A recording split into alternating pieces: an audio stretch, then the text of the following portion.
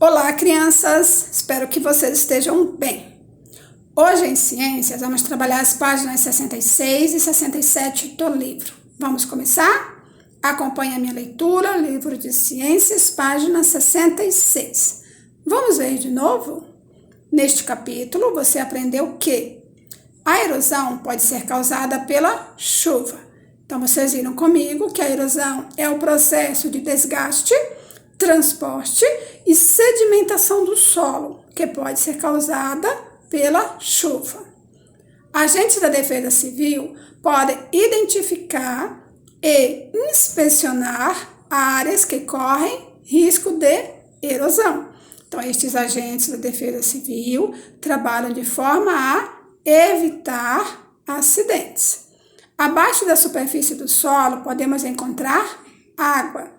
Então, estamos falando dos lençóis subterrâneos, ou também conhecido como lençóis freáticos. Então, abaixo da superfície do solo podemos encontrar água. O solo pode ser, por exemplo, rico em humo, que é aquele solo que tem restos de materiais orgânicos, que são folhas de árvores que caem, animais mortos. Então, este solo é rico em humo. O solo também pode ser um solo em argila ou em areia. Em muitos casos, o esgoto pode ser eliminado em fossa. Vocês aprenderam sobre a fossa seca e a fossa séptica, que a fossa mais adequada seria a fossa séptica, que não contamina o solo. Doenças infecciosas são causadas por micro-organismos. Micro-organismos nada mais são do que organismos minúsculos que só podem ser vistos com o auxílio do microscópio. Então, estes micro-organismos causam doenças infecciosas, como, por exemplo, o vírus da gripe. Doenças como a cólera, por exemplo, são transmitidas por água contaminada. Então, vocês viram neste conteúdo explicado sobre doenças como a cólera, que são transmitidas por água contaminada, a importância do saneamento básico para uma cidade. Como o próprio nome diz, é algo básico, é algo essencial, o saneamento de uma cidade.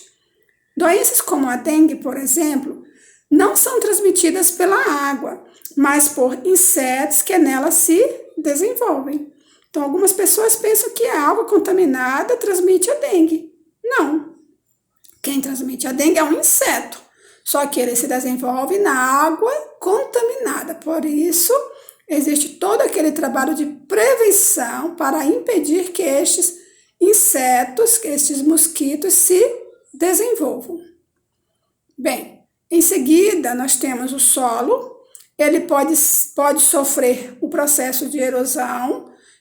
A erosão pode ser causada pela chuva. A chuva pode atingir áreas de risco. Estas áreas de riscos podem ser monitoradas pela Defesa Civil, ou estas áreas de risco podem sofrer desmoronamento.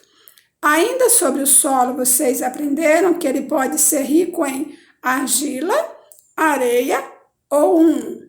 Em relação à água, vocês aprenderam que ela pode ser eliminada por esgoto. O esgoto pode ser despejado em fossas, que é a fossa seca e a fossa séptica.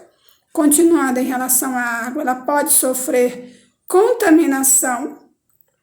Esta contaminação pode ser causada por micro-organismos. Estes micro-organismos podem causar doenças infecciosas, como, por exemplo, nós temos a cólera e a dengue. Na página 67 tem uma atividade bem interessante que vocês vão responder. Atividade número 1. Verifique se você concorda com estas crianças. Justifique sua resposta e esclareça a dúvida apresentada por uma delas. Então, a primeira criança diz o seguinte: o solo de diferentes locais é sempre igual. Ela está afirmando. Isso é verdade? Não, claro que não é verdade. O solo ele pode ser mais rico em humo, ou em argila, ou em areia. Então, existem 3 tipos de solo que nós já demos exemplos aí. Então, o que vocês podem colocar como resposta nas primeiras linhas? O solo de diferentes locais podem ter características diferentes. Vou repetir. O solo de diferentes locais podem ter características diferentes. 2 pontos.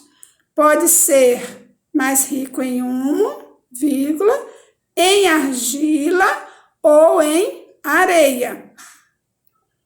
Pula uma linha para responder a segunda afirmação.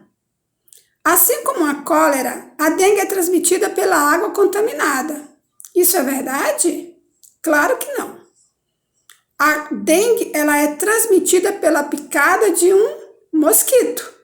Então, é isso que vocês vão responder. A dengue é transmitida por uma picada de um mosquito. Pula uma linha e agora vocês vão responder a dúvida da última criança. Se uma área corre risco de sofrer deslizamento de terra, como é que podem existir pessoas morando lá? Bem, imagine um morro. Este morro corre risco de sofrer um desmoronamento de terras.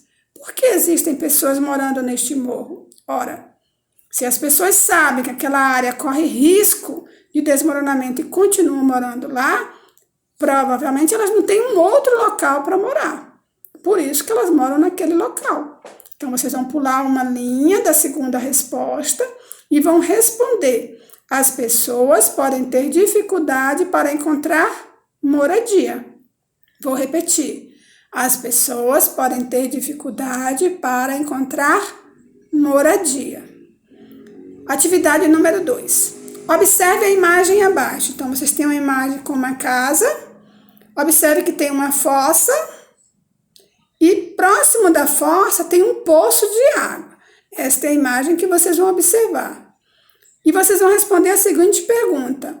Você acha que a água deste poço é boa para beber? Ele está junto da fossa. Essa fossa é uma fossa seca. Tá? Não existe nenhuma proteção em volta dela. Você acha que a água deste poço é boa para beber? Justifique a sua resposta utilizando os termos do banco de palavras. Então, no banco de palavras, vocês têm as seguintes palavras.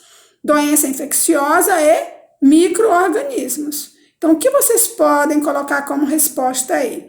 Por estar muito próximo a uma fossa, a água do poço pode conter micro-organismos transmissores de doenças infecciosas.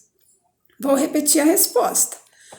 Por estar muito próxima a uma fossa, vírgula, a água do poço pode conter micro-organismos transmissores de doenças infecciosas. Ponto final. Assim termina a nossa atividade. Espero que vocês tenham gostado da aula. Beijos no coração. Amo todos vocês.